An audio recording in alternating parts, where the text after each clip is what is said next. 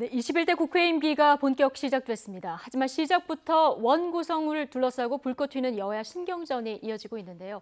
미래통합당은 오전 현충원 참배를 시작으로 김종인 비대위를 공식 출범했습니다.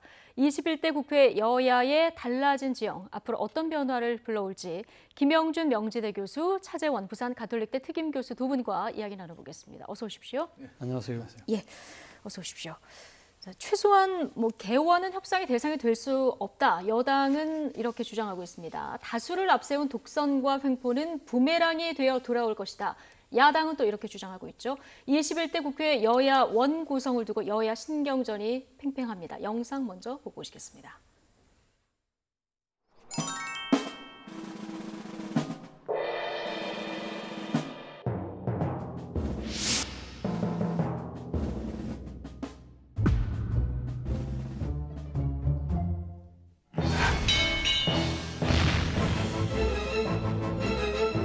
민주당의 일방적 요구를 그냥 듣고 따라오라는 것이라면 저희들은 응하기 어렵습니다.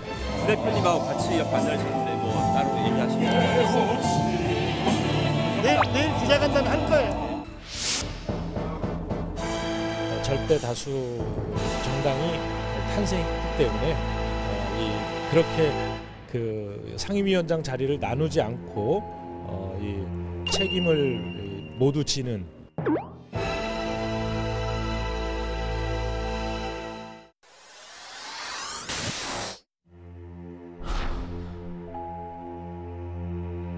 과반 의석당이 전 상임위원장을 다 맡도록 하면 협상 필요 없이 그냥 지난번에 미국 민주당이 한석 많아서 전 상임위원장을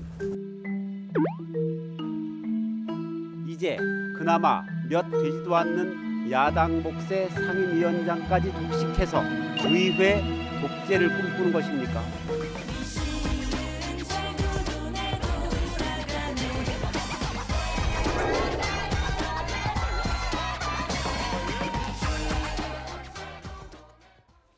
네, 돌고 도는 국회의 모습 잠깐 보고 오셨습니다. 21대 국회 문이 열리긴 했는데요. 국회법이 정한 원구성 협상 시한 지킬 수 있을지 관건입니다. 김태년 원내대표는 무슨 일이 있어도 지키겠다 이런 얘기를 했는데요. 어떻게 보십니까? 국회는 법을 만드는 데잖아요. 입법부잖아요. 법을 만드는 게 아니라 법도 지켜야죠. 예. 국회법에 보면 이제 5조 3항에 나와 있어요. 첫 임시국회 집회를 임시개시 이후에 7일 이내에 한다라고 돼 있거든요. 예. 당연히 그 규정을 지켜야 되죠. 그리고 이것도 94년도에 국회법을 개정해서 그 당시만 해도 임시개시 한 달이라고 했던 거를 아예 못을 딱 박아놨어요. 국회의장은 5일 내에 임시 5일 내에 한다라고 했으면은 지금 26년이 지났는데 단 한 번도 이 법을 지키지 않았거든요. 국회가. 이거는 매번 제때 이거는 집단 기억 상실증 환자들이 모여서 하는 것도 아니고 분명한 것은 국민에게 대해서 21대 국회에서 기대한다라는 비율이 훨씬 높았거든요. 이게 원구성부터 이렇게 삐걱거린다고 한다면 20대 국회가 역대 최악이라고 한다고 한다면 21대 국회는 바뀌어야 되잖아요. 제발 국민들한테 물어봤더니 이번에는 싸우지 말고 협치하고 일하는 국회가 됐으면 좋겠다라고 했는데 원구성부터 이렇게 제대로 이루어지지 않는다고 한다면 이 기대가 산산조각이 날 뿐만 아니라 하나 초만해서 말씀드린다고 한다면 여당이 야당해보고 야당이 여당한 거거든요. 여당이 야당할 때 생각을 한다면 결국은 이제 협치를 할 수 있는 힘은 어디서 나오냐면 야당에서 나오는 게 아니고 여당에서 나오는 거다라는 말씀 좀 드리고 싶습니다. 예. 6월 5일까지 의장단, 8일까지 상임위원장단 선출을 맞춰야 되는 게 이제 법정 기한인데요. 맞습니다. 원구성 법정 시한 지키는 게 우선 가치입니까? 아니면 여야 협치와 합의와 우선 가치입니까?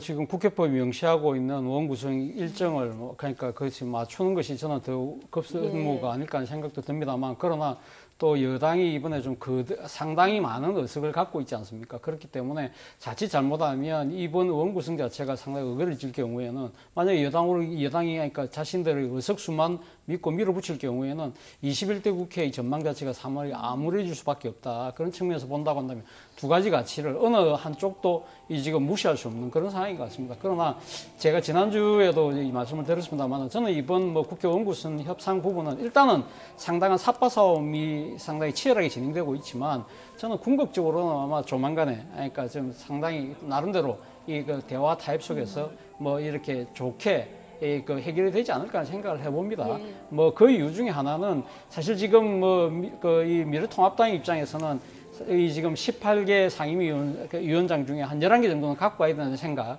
그리고 특히 그 중에서도 이 골자 상임위라고 할 수 있는 법사위 얘기는 꼭 가져야 된다는 생각이 강하지만 과연 그러한 부분들이 다 자신들이 관철될 거라고는 생각하지는 않을 거예요. 왜냐하면 의석수 자체가 워낙 이 크게 벌어지고 있기 때문에 어느 정도 그렇다고 하면 숫자 부분에 있어서는 상당히 타입이 찾아질 수 있을 거라고 생각이 들고, 그리고 또 예결위 법사위를 갖고 간다고 한들 과연 그러면 모든 것을 다 그러니까 이 지금 여당의 그런 이 독주에 다 그렇게 가면 견제를 할 수 있냐? 사실 그렇게 되지도 않는다는 겁니다.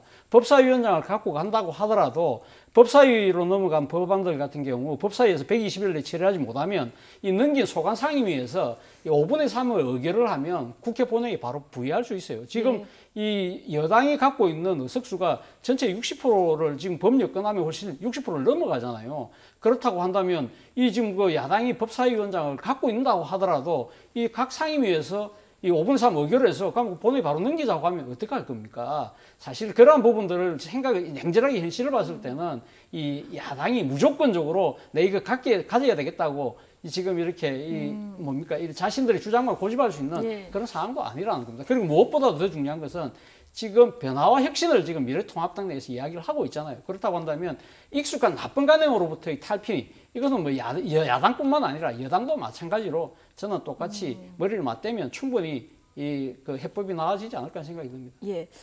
뭐 관례대로라면 여당이 야당을 견제하기 위해서 법사위 뭐 예결위 가져가긴 했었는데요. 지금 말씀하신 대로 워낙 거대 여당이다 보니까요. 이 부분은 어떻게 결론이 나는 게 맞다고 보십니까? 독일을 한번 갔더니요. 네. 독일의 의회는 이렇게 돼 있더라고요. 야당이 아무리 의석이 적더라도 예결위는 준다. 그게 왜냐하면 이제 의회가 행정부를 견제한다는 의미에서 그렇게 얘기를 하고 있는데, 제가 좀 여당한테 여쭤볼게요. 2008년도 선거 끝났을 때 당시 한나라당 153석입니다. 그리고 당시 민주당 81석, 차이가 72석 차이예요. 예. 이번에 177석 대 103석, 74석이잖아요. 그때랑 무슨 차이가 차이는 있죠? 비슷하군요. 예. 거의 비슷해요. 그런데 무슨 절대 다수기 때문에 우리가 다 가져가야 된다. 제가 누차 강조하지만 저는 미국 의회 과정을 연구한 연구자 입장에서 봤을 때 다 가져가는 게 맞는 겁니다. 그런데 문제는 뭐냐면 선거가 있기 전에 이번에는 무조건 다수당이 다 가져간다고 합의를 한 다음에 선거를 치르면 적용이 되지만 결과를 보고 이번에는 무조건 가져간다고 하면 과거 옛날에 여당이 야당할 때는 왜 그런 거를 안 지켰죠. 그런 의미에서 봤을 때 법사위하고 예결위 두 중에서 하나를 협상을 해서 만약에 법사위를 야당이 가져간다고 한다면 예결위는 예를 들어서 여당이 가져가는 얼마든지 뭐 절충 가능한 부분들이 있거든요. 이거를 가지고 뭐 개원 협상의 대상이 아니다라고 한다면 2008년도 153석이었고 2012년에 152석이 당시에 집권당이 가져갔거든요. 그 다 절차를 거쳤기 때문에 다만 2020 이제 6년도 선거인가 2024년도 선거가 되면 제발 이런 걸 가지고 협상의 대상이 되고 하지 않는 그런 국회가 됐으면 좋겠다는 의미에서 심 갖고 있는 여당이 이번에는 나름대로 원래대로 할 수밖에 없지 않겠나 생각이 좀 듭니다. 그러니까 교수님 말씀은 승자가 책임을 져야 한다는 원칙하에 다 가져가는 것도 사실 맞는데 맞습니다. 이걸 하려고 하면 선거 전에 논의를 하고 그렇습니다. 있어야 된다 이런 네네. 말씀이신 거죠. 자, 그렇다면 만약에 합의가 끝까지 안 이루어진다. 법정 기한 내에. 그러면 지금 뭐 단독 개원 얘기도 나오는데 이렇게 갈까요? 단독 개헌할 수 있는 힘은 충분히 있죠. 그러나 그랬을 경우 올 수 있는 후폭풍이라는 거는 뭐 그리고 대통령하고 28일 날 두 원내대표가 만났잖아요. 화기애애하게 156분을 만나서 다른 무엇보다도 이번에는 뭐 하늘이 반짝반짝할 정도로 하고 협치 얘기하고 나서 한 지 얼마 됐다고 또 무슨 뭐 단독 원구성하고 또 밀어붙이고 한다는 것은 제가 볼 때는 오만한 권력으로 비칠 수가 있기 때문에 충분히 타협의 여지가 있을 수도 있고, 그리고 조영 원내대표도 두 개 다 가져갈 생각하지 말고 나름대로 절충을 해서 빨리 풀어나갈 수 있는 지혜를 예. 모아야 되지 않겠나. 지금 코로나 위기 이 문제 원구성 가지고 지금 국회가 싸울 때가 아니잖아요. 얼마나 산적한 문제들이 많습니까? 그런 의미에서 봤을 때 또 저는 이 부분에 대해서 저거 하면 저는 김종인 이제 비대위원장이 새로 됐죠. 다 주자. 한번 다 가져가 봐라. 한번 책임 정치 한번 해보겠다. 네. 해보려면 해봐라. 뭐 이렇게 한다든지 해서 좀 물꼬를 틀 수 있는 협치 정치가 좀 나왔으면 예. 좋겠다는 생각이 좀 듭니다. 지금 국난 극복에 매진해야 되는 때이기 네네. 때문에 원구성 협상은 좀 양보해서 빨리 끝내는 게 좋겠다는 말씀해 주셨는데 어쨌든 21대 국회 거여 야소 국회이다 보니까 지금 여당은 책임을 무엇보다 강조하고 있는 이런 상황입니다. 자, 야당은 불편한 시각인데 그러다 보니까 야당에서는 여당의 이런 속내가 장기 집권에 포석을 깔기 위한 것이 아니냐 이런 주장도 나왔습니다. 오늘 아침 박범계 더불어민주당 의원 그리고 조혜진 미래통합당 의원 인터뷰 내용 듣고 오시겠습니다. 전체적으로 범여권이 180석을 훨씬 넘어가는 이런 상황에서 그것은 책임주의의 강화. 그러니까 잘해도 우리 탓이고 네. 못해도 우리 탓인데 만약에 전적인 책임이 우리에게 있는데 사실상 발목을 잡혀가지고 제대로 어떤 개혁적인 여러 가지 법안이나 정책들이 좌초하게 된다. 예. 특히 원구성에 있어서 과거처럼 지지부진한 그러한 사태가 벌어지면 예. 무조건 그것은 180석 이상을 갖고 있는 범여권의 책임으로 돌아온다. 처음에는 저는 기선제압용, 협상용이라고 생각했는데 두 협상용 번째는 카드. 지금 요즘 그 뒤에는 이거 다 가져가려고 하는 것 같다는 생각이 들고 예. 오늘 아침 시점에 제 생각은 예. 민주당에서 이야기했던 20년, 50년, 100년 집권 체제의 포석을 뭐 완성하려고 하는 것 아닌가 하는 그런 생각이 들어서 그렇게 되면 민주당이 좋아할지 모르겠지만은 정권의 무덤이 됩니다. 지금 180석 범여권 의석이 많다 보니까 이렇게 해도 저렇게 해도 다 여당 책임이다. 발목 잡히면 안 된다. 박범계 의원은 이런 얘기를 하고 있는 거고 지금 조혜진 의원이 이게 협상용인가 생각했는데 오늘 아침에 생각해 보니까 장기 집권 포석 아니냐 이런 얘기를 했거든요. 이 분석은 어떻게 보십니까?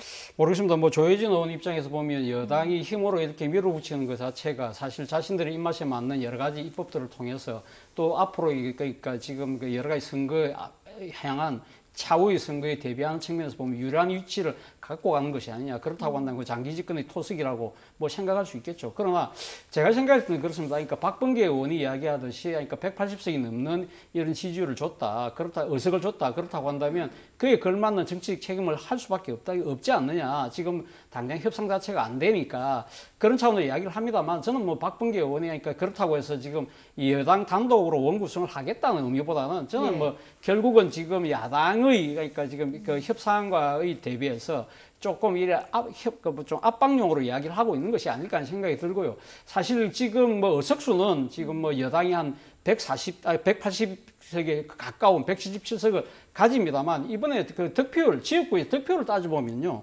지금 민주당 같은 경우 49.91%고요. 통합당이 41.45%예요. 득표율로 보면. 득표율로 보면 그렇게 큰 차이가 나지 않는다는 겁니다. 한 8% 정도 차이 나는데 이건 소선거구제라는 이 지금 우리 현행적 그 선거제도 갖고 있는 여러 가지 맹점, 모순 때문에 이렇게 의석차가 확 벌어지는 측면이 있거든요. 그렇다고 해서 박범계 의원 말씀처럼 지금 그러니까 여당이 모든 걸 다 마음대로 그러니까 이 우위를 갖고 다 하겠다는 것 자체는 지금 절반의 국민들이 지금 그러니까 이 민주당을 찍지 않았잖아요. 그 민심을 그럼 어떻게 하겠다는 것인지 그런 측면에서 보면 저는 상당히 좀 무리 있는 주장이다. 그래서 제가 말씀드린 것처럼 저는 뭐 협상을 위한 압박력이 아닐까 하는 생각이 들고요. 그리고 앞서 뭐 우리 그 김영률 교수님께서 말씀하셨는데 이제 국회 원구성을 항상 두고 이렇게 여야 간에 이렇게 줄달리게 하는 상황을 보면서 제가 언뜻 든 생각이 제가 2003년도에 한나라당 출입기자였어요. 그때 당시 2003년도 한나라당 당대표가 최백렬 대표였었는데 최백렬 대표 그때 몇몇 기자들하고 그런 이야기를 했어요. 2004년 총선에 자기는 이걸 한번 내세워봤으면 좋겠다. 어느 한 당이라도 상당히 일당이 되는 당이 모든 그러니까 상임위원장을 다 갖고 가는 그러한 걸 갖다가 내가 한번 제안을 한번 해보고 싶다. 그런 이야기를 했었거든요. 그때 같이 들었던 기자들이 상당히 좋은 제안이라고 이야기를 했는데 그때 뭐 그 최백렬 대표가 2004년 총선 때 이 본인이 지금 그때 당대표로 물러나는 바람에 이건 성사되지는 않았지만 그때 당시만 하더라도 한나라당 야당이었거든요. 야당이었는데도 불구하고 사실 이런 식의 국회 원구성의 상당한 이 정치적 공방에 의해서 상당히 국회가 상당히 파행으로 가는 그런 부분들을 어떤 식으로 고리를 끊자는 이야기가 벌써 17년 전에도 그런 고민이 있었다는 거죠. 그럼 다음 선거 시작 전에 이건 논의하는 분들 그러니까 저는 뭐 이 부분이 사실 이번 21대 국회에는 어떤 식으로든 이 국회 개원과 관련해서는 명시적인 규정을 좀 보완할 필요가 있다는 생각이 듭니다. 저는 야당 같으면요 지금부터 다 줄 것 같아요. 지금부터 다 줄 것 같다. 한번 해봐라. 김영준 교수님이 야당 대표라면 제가 야당 대표라면 왜냐하면요 상임위 독식이 정권의 무덤이 된다. 그러면 미국은 다 정권의 무덤이 되나요? 상임위 다 가져가는데. 자 레이간 대통령이 8년 중에서 6년이 여서야 됐고요. 클린턴 대통령도 8년 중에서 6년이 여서야 됐었습니다. 다 가져갔어요. 근데 문제는 그게 아니고 제가 분명히 말씀을 드리지만은 정치에 있어서의 책임성을 강화한다고 한다면 제가 다시 한번 여당에게 물어볼게요. 2008년도 범여권의 의석이 얼마인지 아십니까? 180석입니다. 한나라당 153, 친박연대 14석, 무소속 친박이 13석 다 더하면 180석이었어요. 자, 똑같잖아요. 2008년도나 지금에. 그럼에도 불구하고 그 당시에 협상도 하고 했다고 한다면 절대 다수기 때문에 우리가 다 할 수 있다? 이거는 내가 통용이 되지 않는데 이번 기회에 한번 딱 물꼬를 트고 정말 이제 한 석이라도 더 많이 갔던 정당이 다 가져갈 수 있는 그러한 전통과 규범을 좀 만들고 싶다라는 의미에서 좀 새로운 변화를 좀 변화를 한다고 하니까 김종인 비대위원장이 이런 것도 또 하나의 변화의 물꼬를 틀 수 있지 않을까 생각을 합니다. 나온 얘기니까 이거 지금부터 그냥 통합당에서 한번 받는 것도 방법이다 얘기를 해주셨고요. 자, 법사위를 어느 당이 가져가느냐 이것도 지금 도마 위에 올랐지만 법사위가 항상 모든 상임위의 이제 관문이다 보니까 이 체계작구 심사 없애자 여당에서 이런 주장 나오거든요. 이 부분은 어떻게 보세요? 저는 법사위가 체계작구 심사권을 갖고 있는 것 자체가 저는 사실 조금 이 국회 여러 가지 지금 운영상 저는 조금 어폐가 있다, 모순이 있다는 생각이 듭니다. 사실 이 지금 체계작구 심사권을 그러니까 우리나라 의회가 만들어지면서 그러니까 이게 지금 줬던 이유가요. 법사위에게 줬던 이유가 초창기 국회에는 그러니까 이 지금 율사 출신 의원들이 그렇게 많지 않았거든요. 그러다 보니까 이때 이 법에 대한 전문성이 부족하다 보니까 각 상임위에서 제정했던 법률들이 헌법적 가치하고 부딪히고 다른 법률하고 또 부딪히는 경우가 많기 때문에 위헌 요소가 있는지 없는지 위헌 요소가 있는지 다른 법률하고 부딪히는 것이 없는지 뭐 그리고 상당히 또 이래 법률상 전문 용어가 아닌 그런 약간 그 조금 다른 용어가 사용된 것이 없는지 이런 부분들이 사실 법사위에는 율사 출신 의원들이 많기 때문에 당신들이 마지막으로 한 번 더 점검해달라는 식으로 해서 맡겼던 것이거든요. 그런데 그것이 어느 순간 다른 상임위에서 다 여야간 합의해서 통과된 법안들을 법사위원들의 자신들의 독자적인 정치적 판단하에서 그걸 갖다가 딱 막아버리는 그런 형태로 운행되고 있다는 거죠. 그렇다고 한다면 이제는 상황이 바뀌었잖아요. 지금 아마 21대 국회에도 단독 직역 분야로, 직령 분야로 따지면 아마 이 율사 출신 의원들이 가장 많을 겁니다. 그렇다고 한다면 각 상임위에도 다 율사 출신 의원들이 있잖아요. 그렇다고 한다면 이 체계와 자구심 사건도 각 상임위에 맡겨도 돼요. 전 그것이 안 된다고 한다면 법사위에 맡길 것이 아니라 국회 사무처 내에 별도의 기구를 둬서 거기서 그걸 조율하면 이 정치적인 충돌은 안 일어날 수 있다는 것이죠. 그런데 어쨌든 지금 이제 법사위에게 체계와 자구심 사건을 맡겨온 이 관행은 이제는 바꿔야 될 때가 됐다. 이건 뭐 여야의 유불리를 떠나서 저는 바뀌어야 될 가장 중요한 개혁 중에 하나가 아닐까 생각을 해봅니다. 뭐 어쨌든 원구성 협상만 해도 좀 복잡한데요. 윤미향 의원 이제 의원 신분이 됐습니다. 면책특권도 생겼고 지난주에 이제 기자회견을 했는데 여당과 야당이 반응이 다른 상황에서 야당에서는 계속 국조하자 이런 주장 계속 하고 있거든요. 이게 뭐 또 발목을 잡을 이럴 가능성은 어떻게 보십니까? 윤미향 의원은 지난 29일 세 가지를 얘기를 했어요. 하나는 뭐냐면 잘못은 일부 있지만 의원직은 사퇴하지 않겠다라는 걸 분명히 얘기를 했고요. 두 번째는 본인이 봤을 때 이 부분에 이제 검찰에 대한 부분 속에서 충실하게 수사에 임하겠다는 얘기를 했고요. 그렇기 때문에 이 문제가 더 이상 뭐 어떻게 지금 이 상황 속에서 검찰 수사가 나오지 않는 상태에서 서로 공방만 있을 수밖에 없는 부분들이 분명히 있지만 그러나 윤미향 의원이 꼭 염두에 될 부분이 있어요. 첫 번째는 문제 제기한 이영수 할머니가 인정하고 있지 않다는 거. 두 번째는 여론조사를 통해서 나온 국민의 다수는 윤미향 의원이 사퇴를 했다는 것이 훨씬 낫다라는 부분들이고요. 세 번째는 조국 사태와 지금에 있어서는 완전히 내용은 다르지만 구조는 비슷하다고 보더라도 그 당시만 해도요. 문재인 대통령을 포함해서 친여 진보 성향들이 당시에는 조국 장관을 지지를 많이 했어요. 지금은 다릅니다. 지금은 친여 세력에서조차도 윤미향 당선인의 사퇴 비율이 굉장히 높다는 거. 이거는 팩트예요. 이런 것들을 감안해서 윤미향 당선인이 결정을 했었음에도 불구하고 이런 식으로 이렇게 시간을 끌다 보면은 결국 뭐 검찰 조사에서 미진하다 보면은 뭐 국정조사라든지 특검이라든지 갈 수밖에 없는 부분들이 있는데 과연 그 기간 동안 검찰 조사가 나오기 전까지 윤미향 의원이 의정 활동을 제대로 할 수 있을까요? 근데 그런 부분이 이제 여전히 남아 있다라는 말씀을 좀 드리고 싶습니다. 예. 자, 그런데 하나 조금 우려스러운 게 기자회견 이후에 민주당 그 당원 그룹 게시판에 이용수 할머니 비난 댓글이 계속 올라오고 있다고 해요. 이런 현상 어떻게 보십니까?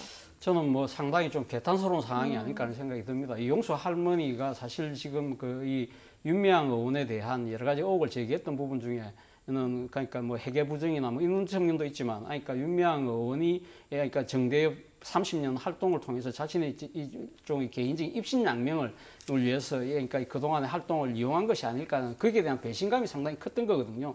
그럼에도 불구하고 이용수 할머니가 계속적으로 이야기하는 것은 이 지금 그러니까 정의기억연대가 30년 동안 해왔던 이 지금 이 일본군 위안부 할머니들의 그런 이 역사적인 이 진상 그리고 또 뭐 여성과 또 평화에 대한 또 인권에 대한 가치 이런 부분들은 계속적으로 이용수 할머니도 지금 지지하고 있잖아요. 그러면서 천년 만년이 된다고 하더라도 일본이 사과를 해야 되고 거기에 대한 배상을 받아야 된다는 것이 이용수 할머니는 그 가치는 그대로 갖고 가고 있는 것이거든요. 그리고 지금 이 자신이 의혹을 제기하고 난 뒤에 벌어지고 있는 여러 가지 드러났던 지금 뭐 회계 부정과 뭐 또 뭐 유용 뭐 이런 공급 유형에 대한 그런 여러 의혹들은 검찰 조사하면 된다고 이야기를 하시고 계시는 거고, 그렇기 때문에 이건 좀 별개로 나눠서 봐야 될 부분이다. 그러니까 이용수 할머니가 주장하는 부분은 지금 단순하게 윤미향 이 의원에 대한 그냥 이 정치적인 뭐 반대의 진영에서 공격하는 것처럼 뭐 그렇게 해석을 하면 안 된다는 것이죠. 윤미향 그러니까 지금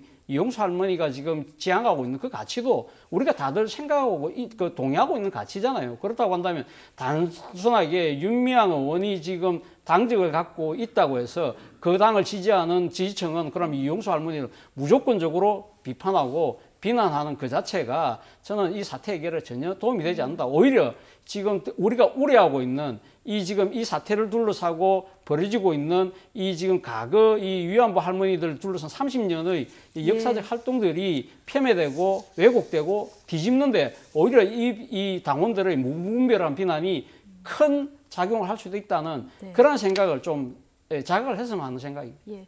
어쨌든 지금 뭐 의혹은 제기된 상태에서 수사는 진행되고 있으니까 이 부분을 좀 차분히 지켜보는 게 필요할 텐데 검찰 출신 통합당의 김웅 의원 사용처를 합리적으로 설명하지 못하면 횡령으로 추단될 수 있다. 이게 대법원 판결을 인용해서 그렇습니다. SNS에 이런 글을 남겼는데 그런데 일단 검찰 조사가 시작됐잖아요.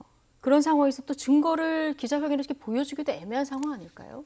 그렇죠. 뭐 분리하면은 뭐 검찰 수사 내용은 밝힐 수가 없다라는 부분들도 있겠죠. 그런데 그날 29일 날 같은 경우는 많은 국민들이 뭔가 새로움 그리고 의혹에 관련돼서 아주 구체적인 증거, 특히 이제 계좌와 관련된 부분 속 이런 것을 밝힐 거라고 생각을 했잖아요. 그런데 그런 거는 전혀 밝히지 않은 상태에서 뭐 전혀 사실이 아니다라고 얘기하는 건 앞뒤가 안 맞죠. 차라리 최소한도 단 한 건이라도 잘못이 있으면 나는 이 사퇴하겠습니다라고 얘기하는 게 공인으로서의 자세 아닌가요?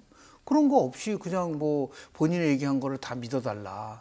그리고 이거는 뭐 의혹은 의혹일 뿐이다. 다만 뭐 본인 개인의 계좌를 통해서 후원금을 모금한 거라든지 부친을 뭐 쉼터의 관리인으로 쓴 부분에 대해서는 잘못한 부분이라고 인정을 했다 하더라도 단 아주 구체적인 그 증거 내용에 대한 부분들은 제시하지 않았거든요. 그런 면에서 봤을 때 문제 제기가 나올 수밖에 없는 거죠. 그러니까 개인에 대한 부분들을 정확하게 합리적으로 설명하지 못하면 그건 횡령으로 추단할 수밖에 없다는 건 뭐 지극히 당연한 것이기 때문에 다만 저희가 얘기할 수 있는 부분들은 뭐냐면 결국 검찰 조사 내용을 가지고 나올 수밖에 없는 것인데 또 나와더라도 이것을 어떻게 처리하느냐. 그러니까 민주당이 지금 갖고 있는 곤혹스러운 부분들은 이런 것이죠. 이거를 계속해서 옹호하고 방어만 할 것이냐. 아니면은 뭐 다른 쪽에서도 진상조사 한 번 안 한 거잖아요. 지금 민주당 입장에서 봤을 때는. 그런 면에서 봤을 때는 조금 책임성을 결여될 수도 있는 부분들이 있기 때문에. 그리고 권리당원 문제를 포함해서 지금 뭐 이용수 할머니에 대한 비난 글도 있었지만 이전에는 또 윤미향 당선이 사퇴하라는 글도 있었었어요. 예. 그러니까 그런 것들에 대한 부분들을 결국은 이 판단은 이게 법적인 문제와 도덕과 윤리의 문제가 있지 않습니까? 도덕이 무너지면 정의가 무너지고 정의가 무너지면 원칙을 세울 수가 없는 것인데 정의 기억 연대라면서요. 정의가 무너졌다는 거가 많은 사람들의 평가인데 그거를 가지고 그렇게 버틸 수가 있을까라는 부분이 참 안타깝다는 말씀을 좀 드립니다. 예. 여당도 뭐 곤혹스럽기는 하지만 기자회견 이후에 어느 정도 좀 부담은 던 모습인 것 같고요. 앞으로 이제 법적인 판단을 좀 지켜봐야 되는 상황인 것 같습니다. 통합당으로 가보겠습니다. 자, 오늘 오전에 미래통합당 김종인 비대위가 현충원 참배를 시작으로 본격 출범했습니다. 현충원 참배 모습 잠깐 보고 오시죠.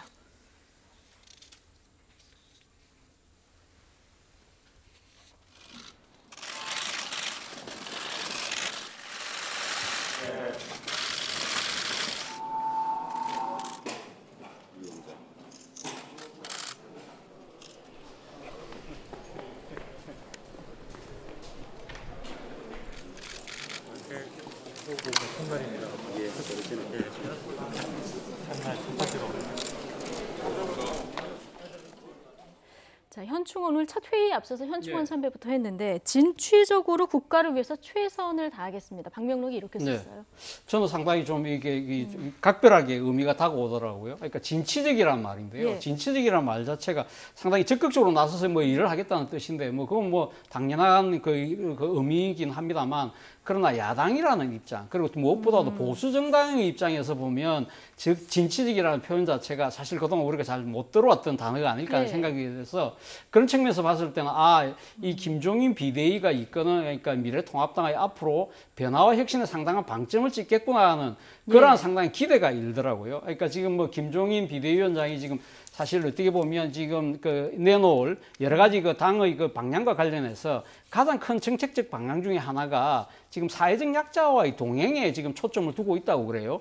실제 이래서 지금 당에서 추진하고 있는 1호 법안 자체가 코로나 위기 탈출을 위한 민생 지원 패키지 법안이라고 그래서 사실 지금 이 코로나 사태 와중에서 상당히 어려움에 처해 있는 중소상공인들 그리고 또 취약계층들에 대한 여러 가지 지원들 대책들을 지금 다 이 법안에 다 녹아 넣겠다는 거 아닙니까? 이것뿐만 아니라 더 나아가서는 사회적 약자가 우리 사회에서 좀 더 상당히 그러니까 그러니까 자생의 기반을 충분히 할 수 있는 여러 가지 정책들과 법안을 만들겠다는 입장을 분명히 갖고 있는 것 같아서 상당히 저는 이 진치라는 말 자체가 앞으로 향후 지금 미래통합당이 내디딜 방향에 대한 적극적인 의지를 지금 그러니까 지금 뒷받침하고 있는 단어가 아닐까 하는 생각을 해봤습니다.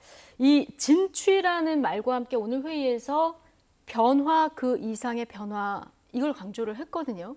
이 정책 얘기도 지금 변화하는 정책 얘기도 해주셨습니다. 어디까지 달라질까요? 가장 큰 건 세 가지 면이죠. 하나는 당의 체질을 바꾸는 부분도 이미지를 바꾸는 거잖아요. 부자정당이라든지 영남 기득권 정당이라든지 이런 것들을 보면 당 체질을 바꾸는 거가 있고 두 번째는 중요한 것은 당의 운영에 대한 부분들이 있지 않습니까? 그런 걸 바꾸고 마지막으로 이제 세대 교체에 대한 부분들 이 세 가지가 변화의 가장 큰 요체라고 보고요. 특히 이제 정책을 강화하다 보니까 여의도 연구원을 아직 그냥 뭐 해체할 정도로 바꾸겠다라는 얘기를 하고 있기 때문에요. 가장 큰 거는 선거 후 조사를 한 내용을 보니까 왜 미래통합당에 대해서 호감을 하지 않느냐고 봤더니 가장 많이 나왔었던 대답이 뭐였었냐면 당을 대표하는 인물들에 대해서 호감이 가지 않아서가 나왔고요. 제일 많이 나왔고 두 번째 많이 나온 부분은요. 우리 같은 소민을 생각하는 것 같지 않아서가 두 번째로 많이 나왔어요. 그러니까 결국은 변화한다는 거는 이 두 가지도 변화해야 되는 것이죠. 당을 이끌어가는 사람들의 사고와 생각과 인식과 시대정신이 바뀌어야 되고 그리고 더 나아가서 정말 서민과 사회적 약자리 서민 쪽 보수의 길을 가야 된다는 부분들이 이제 핵심 이상이 될 거라고 보는데요. 변화 그 이상의 변화라는 거는 정말 창조적으로 파괴적인 변화거든요. 그런다고 한다면 아까 우리가 조금 전에 말씀드린 것처럼 야 이거는 못 내놓을 거다고 하는 것도 과감하게 상임이 다 주는 것도 큰 변화 중에 변화예요. 그걸 한번 해보겠다 우리가 바닥서부터 그라운드 제로서부터 시작하겠다는 걸 보여줄 수 있을 때 정말 변화. 이게 이제 문구가 아마 제가 볼 때는 아름다움 그 이상의 아름다움이라는 오드리 헵번의 전시에 썼었던 걸 원형한 것 같은데 오드리 헵번은 아름다움 그 이상의 아름다움이 왜냐하면 말년에 82년서부터 온몸으로 봉사활동을 했어요. 그렇죠. 유니세프. 그 진정성에 와 있거든요. 그러니까 단순한 말로만 변화가 아니라 모든 국민들이 체감할 수 있는 변화 그것도 사회적 약자와 그리고 제가 항상 강조하지만 이제 보수 우파의 길을 접고 진보 우파의 길을 가라. 진보의 가치를 배격하는 것이 아니라 포용할 수 있는 자세로 가는 그것이 변화 그 이상의 변화가 아닐까라는 생각을 좀 합니다. 예. 자유우파 강조하지 말아라 이 얘기 여러 차례 네. 김종인 그 비대위원장이 했는데 회의 방식에도 좀 변화가 있을 것 같아요. 앞으로 이 회의가 끝나고 나면 좀 발언이 산발적으로 나오다 보니까 그렇죠. 김종인 비대위원장, 주호영 원내대표 이 두 사람만 공개적으로 발언할 수 있다고 일단 하더라고요. 뭐 이 야당 가고 우리 야당의 그 회의 형태를 보면 그때 그 야당에서 여러 가지 중구난방의 발언들이 나오잖아요. 그러면 언론들이 뭐라고 이야기합니까? 봉숭학당이라고 이야기를 하잖아요. 그런 과정에서 사실 어떻게 보면 당 지도부의 건의도 실추되고 또 당에 대한 신뢰감, 또 정책에 대한 안정감 이런 부분들이 다 이제 망실되는 그런 효과가 빚어졌거든요. 그런 측면에서 본다고 한다면 김종인 비대위원장 입장에서는 사실 이 지금 그러니까 이 그 비대위원장과 원내대표가 공개적으로 발언하고 나머지 비대위원들 발언할 부분들은 우리 비공개 회의에서 충분하게 해서 그러한 부분들을 다 녹아내서 당의 방향을 정하겠다는 것인데요. 말 그대로 원보이스를 내겠다는 거죠. 그러니까 그만큼 이 지금 사실 어떻게 보면 뭐 국가적으로도 코로나 때문에 위기지만 지금 미래통합당 입장에서 보면 사실 이 지금 앞으로 당이 사느냐 죽느냐 이 진짜 절체절명의 기로에 놓여 있기 때문에 이런 위기 상황에서는 한 목소리 내자 원보이스 내자는 이야기인데 사실 뭐 미래통합당 입장에서 보면 민주당이 이야기했던 원팀이라는 그 가치 때문에 상당히 당 정책의 일체감을 형성을 하면서 이번 총선에서 승리를 한 그런 측면도 분명히 있거든요. 그렇다고 한다면 저쪽이 원팀이라고 하면 우리는 원보이스로 한번 단합된 모습을 보이자는 측면인데 문제는 또 다른 근데 문제는 그게 다 좋지만 그러나 야당이라 하면 그리고 또 다양한 언로가 살아있음으로써 또 건강한 목소리 다른 목소리들이 또 분출되는 것도 또 야당의 모습인데 이러한 가치와 그리고 원보이스가 필요한 이 가치를 어떻게 조합할 것이냐 이것은 어떻게 보면 김종인 비대위원장이 해결해야 될 숙제다 그런 생각이 듭니다. 알겠습니다. 앞으로 변화하는 통합당이 코로나 상황에서 앞서 이제 그 법안, 정책 이런 부분도 변화할 것이다 얘기했는데 어떤 정책으로 선도해 나갈지 좀 지켜보도록 하고요. 자, 오늘 아침에 당정 협의가 있었습니다. 홍남기 경제부총리 3차 추경에 대해서 단일 추경으로는 역대 가장 큰 추경이 될 것이다 이렇게 얘기했는데요. 잠깐 듣고 오시죠. 제3차 추경안은 그간 정부가 발표한 여러 대책들의 실효성 제고를 위하여 재정 지원으로 이를 적극적으로 뒷받침하고 아울러 하반기 고용 충격에 대한 대응, 하반기 경기 보강 패키지 지원, 그리고 사회 안전망 확충 등의 소요를 모두 계상한 단일 추경으로는 역대 가장 큰 규모의 추경입니다. 정부는 내일 모레 수요일 국무회의를 거쳐 다음 날 6월 4일 국회에 추경안을 제출할 예정입니다. 네, 단일 추경으로는 역대 가장 큰 규모 4일 날 이제 정확히 발표를 한다고 합니다.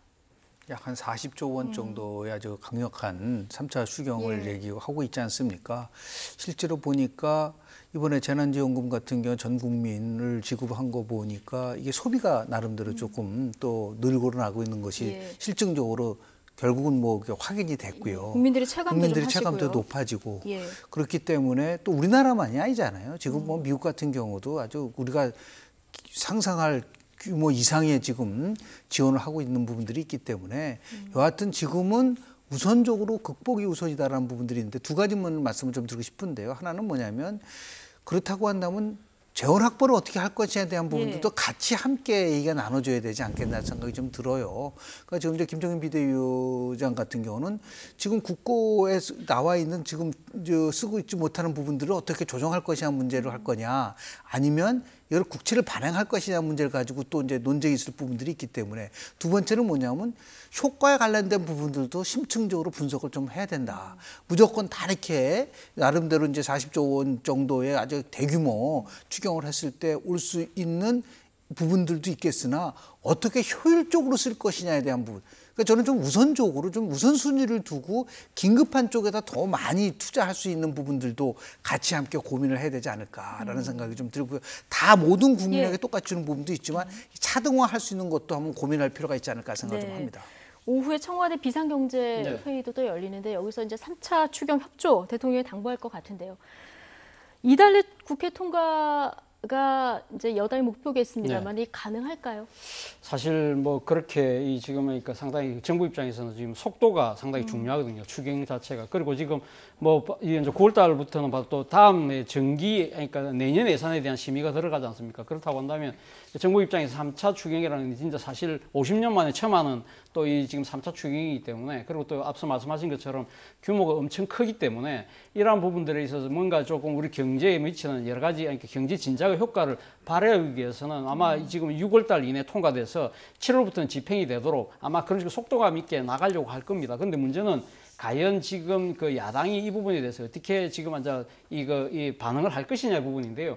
저는 뭐 원칙적 차원에서 3차 추경도 뭐 미래통합당 입장에서는 받아들일 수밖에 없는 상황이다. 그러나 이제 미래통합당 입장에서는 아까 우리 김영희 교수님 말씀하셨지만 크게는 두 가지인 것 같아요. 첫 번째는 재원을 어떻게 만들 것이냐. 네. 지금 이 사실 40조에 가까운 이 엄청난 이 그 돈을 어떻게 만들 것이냐. 정부 입장에서는 사실 그 지금 국채를 발행한다는 생각을 아마 강한 것 같아요. 근데 지난번 총선 과정에서 김종인 비대위원장은 작년에 통과됐던 올해 예산 인중에서 사실 세출을 좀 구조조정해서 한 100조를 만들어라는 이야기거든요. 그런데 지난번 2차 추경을 하면서 이 정부 입장에서는 줄일 만큼 다 줄였다. 그렇기 때문에 이 더 줄일 것이 없다는 것이 정부 입장인데 이걸 어떻게 간격을 좁힐 것이냐. 그리고 또 하나 문제는 결국은 앞서 말씀하신 것처럼 지금 40조라는 돈을 어떻게 쓸 것이냐의 문제인데 지금 야당에서는 지금 우려하는 부분들은 소위 말해 은발의 오줌 누기식으로 일회성으로 그러니까 모든 사람이 다 나눠주는 이런 식으로 돼서는 안 된다. 지속 가능한 성장을 위한 하나의 마중물로 돼야 된다는 이 사용하는 부분.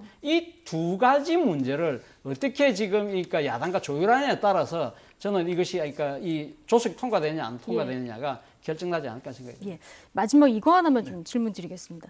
트럼프 미국 대통령이 올해 G7 정상회의요. 이게 이제 6월 말 미국에서 오프라인으로 하기로 했다, 연기하겠다 하면서 한국 포함해서 4개 나라를 초청하겠다 이렇게 얘기했습니다.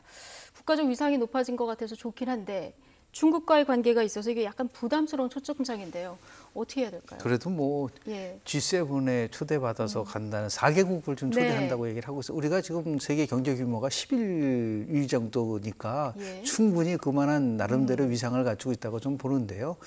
아마도 G7 그 플러스 그쪽은 안보보다는 경제 쪽으로 굉장히 비중이 들 수가 있기 때문에 총체적으로 대한민국의 경제적 위상을 높이는 부분들을 하고 지금 미중 관계는 뭐 엄청나게 격돌을 하고 있기 때문에 우리가 이 상황 속에서 지금 어디 편을 든다고 할 수가 없을 정도로 지금 격돌하고 있어 조금 우리가 좀 완급 조절을 해야 될 부분들이 있는 부분들이 있지만 이게 장기적으로 G11으로 이렇게 갈 수도 있는 그러면 더 좋죠. 뭐 G12라든지 뭐 이렇게 그래서 G20가 되고 있지 않습니까? 우리 입장에서 봤을 때는 뭐 다만 그랬을 경우에 우리가 꼭 좋은 것만이 아니라 책무도 있을 수 있는 가능성도 있기 때문에 이걸 어떻게 조화를 이끌어나가냐 하는 과제를 안고 있지만 여하튼 G7에 포함해서 전 세계의 문제를 같이 나눌 수 있다는 거는 대한민국의 위상이 그만큼 높아지고 그렇게 되면 국제 투자가들의 입장에서 봤을 때도 한국은 그나마 안전한 국가구나라는 인식을 줄 수 있기 때문에 저는 바람직한 거라고 저는 봅니다. 네. 트럼프 대통령의 의도가 어디에 있는지 이것 때문에 좀 고민은 있겠습니다만 어쨌든 국가적 위상이 높아진 이 부분은 좀 고무적으로 생각해야 된다 말씀 들어봤습니다. 김영준 명지대 교수, 차재원 부산 가톨릭대 특임 교수 두 분과 이야기 나눠봤습니다. 고맙습니다. 네, 고맙습니다.